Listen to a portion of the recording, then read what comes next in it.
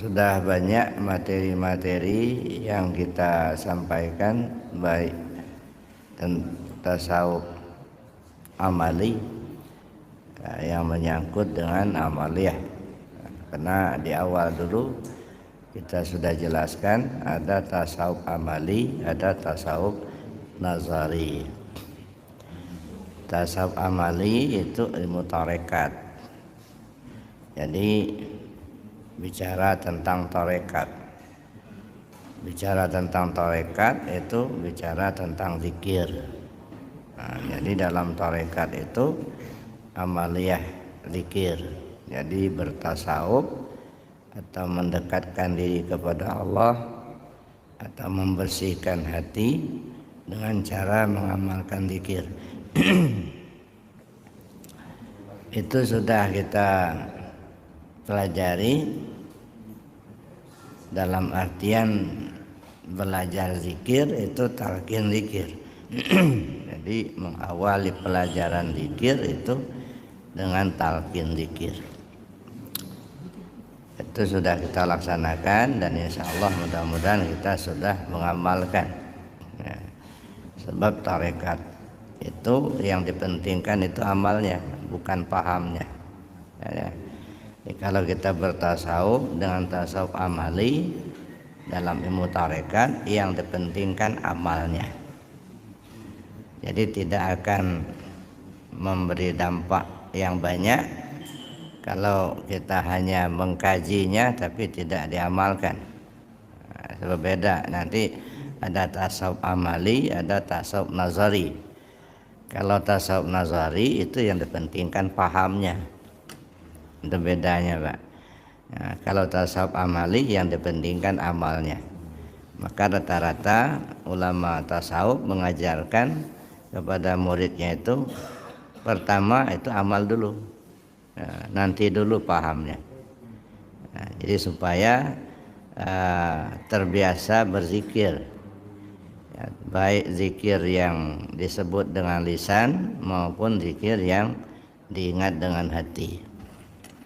Nah, biasanya kalau kita belajar tasawuf itu yang diutamakan dulu pengamalan dulu. Nah, perbanyak zikirnya. Ada zikir, dua macam zikir yang diutamakan. Pertama zikir jahar, yaitu dengan kalimat la ilaha illallah. Nah, sesuai dengan hadis Nabi, jaddidu imanakum bikasrati qawli la ilaha illallah. Perbaruilah imanmu, iman kalian dengan memperbanyak menyebut kalimat la ilaha illallah. Jadi kalau kita memperbarui iman, itu salah satu caranya yang ditunjukkan, yang diajarkan Rasul sallallahu alaihi wasallam adalah perbanyak menyebut la ilaha illallah. Ya. Jaddidu imanakum bikasrati qauli la ilaha illallah. Perbarulah imanmu dengan banyak menyebut kalimat la ilaha illallah. Nah, tetapi dalam kita mengamalkan atau menyebut kalimat la ilaha illallah ini ada dua model. Ada yang disebut dengan zikir hasanat, ada yang disebut dengan zikir darajat. Nah, kalau zikir hasanat itu asal kita menyebut kalimat la ilaha illallah walaupun tidak dengan cara, dengan metode, walaupun tidak kita pelajari secara khusus, dalam artian tidak talqin zikir. Nah, asal sudah tahu saja kita dengan kalimat la ilaha illallah lalu kita amalkan, itu namanya zikir hasanat. Ya, kan sudah sering kita amalkan itu. Ya. Walaupun kadang-kadang gayanya macam-macam. Gayanya, iramanya macam-macam. Ada yang gayanya geleng-geleng, pokoknya asal geleng aja lah. Entah ke kiri, entah ke kanan nggak ngerti, pokoknya geleng. Itu satu gayanya. Begitu juga iramanya. Ada yang agak mendayu, La ilaha illallah, la ilaha illallah. Ya silakan saja. Itu ramanya. Itu zikir hasanat. Kalau zikir hasanat ini ya besar pahalanya kalau kita amalkan. Ya, karena zikir ini, zikir la ilaha itu afdhalul zikir. Tetapi untuk meningkatkan martabat diri kita di hadapan Allah itu agak sulit. Ya, agak sulit. Kenapa? Karena dia tidak menggunakan metode. Maka yang bisa meningkatkan martabat kita di hadapan Allah itu dengan menggunakan zikir darajat. Zikir darajat ini zikir yang bertingkat. Nah, zikir tarekat.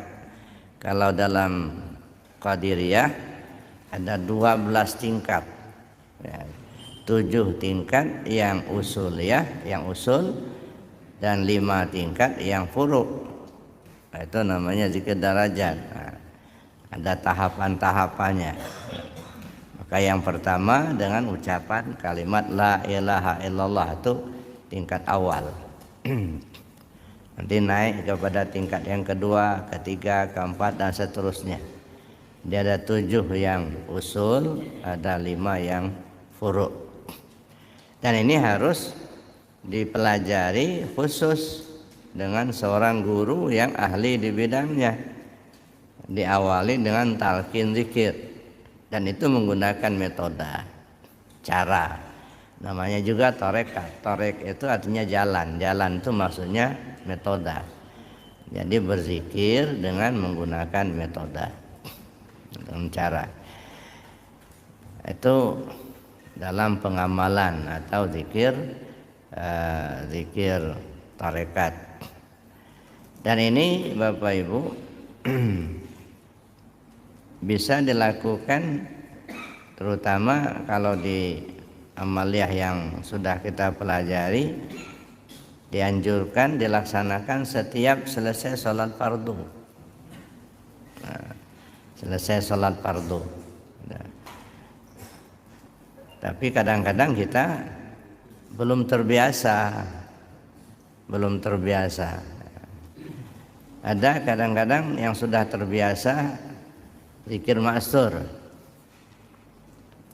Subhanallah, subhanallah, subhanallah 33.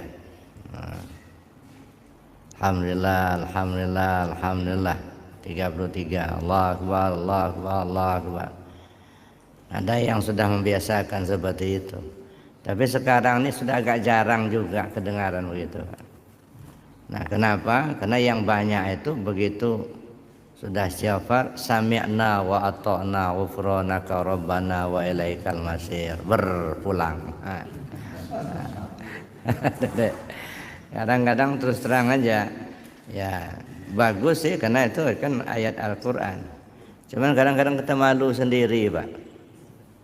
Ini yang kita rasakan, yang saya rasakan, malu.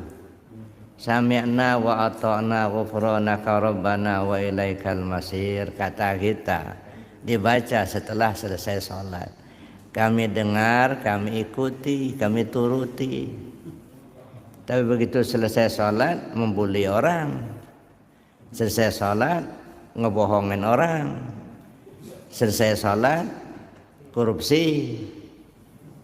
Jadi mana sami'na wa ta'na-nya? Selesai sholat, azan datang, kita masih juga meeting. Belum, nggak berhenti sholatnya, nggak berhenti meetingnya. Kadang-kadang azan didengarkan keras-keras, ya rapatnya jojong aja. Nah, ini kadang-kadang nggak sesuai. Ya. Yang kita ucapkan sami'na wa ta'na, tapi kita lakukan itu menyimpang dari apa yang kita ucapkan. Makanya sekarang ya kadang-kadang malu sendiri kita. Sering kita ucap sami'na wa ata'na ghufranaka rabbana wa ilaikal masir. Ya, tapi perbuatan kita kadang-kadang enggak mengikuti apa yang seharusnya kita laksanakan dalam tuntunan, dalam aturan Allah dan Rasul gitu ya.